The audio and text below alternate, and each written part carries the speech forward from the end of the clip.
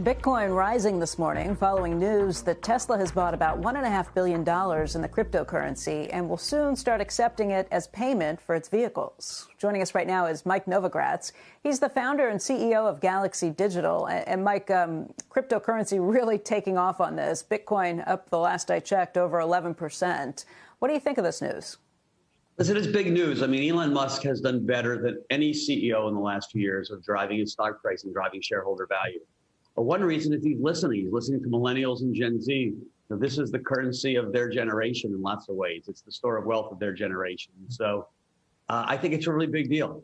I mean, clearly, I should have at least been buying some Bitcoin 8 years ago. Maybe have some fun. I mean, it's like there's a good chance that crypto. Like, what more do people need to do? Future like, Jesus. Talk about being late. It's like, well, which one's it going to be? To the party, and maybe it'll be multiple. So I was a little slow on the uptake there. My apologies. But it should be speculation at this point. And I think about it for a bit, but I do at this point think Bitcoin is a good thing. Don't go too far in the crypto speculation part. Disposable income is okay, but don't bet the farmer. Right. Don't bet the farmer. To be clear. Late to the party, but I'm a supporter of Bitcoin.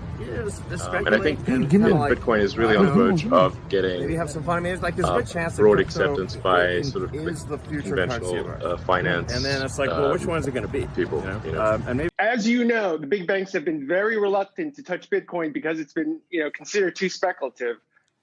Also, as you know, there's been just a march of news from competitors in the card space, in the payment space, now in the trust space with Bodie Millen coming out yesterday. So I wanted to know what was going on at the biggest U.S. banks. And what we found out was actually, in our reporting, that there was a semi-annual town hall meeting last month where JP Morgan had to grapple with their demand from coming from their own traders, people who actually, are looking at the charts of Bitcoin, truly salivating at the volatility and the surge of this. And basically, JP Morgan had to acknowledge that this is something that, that they're getting a lot of demand from internally.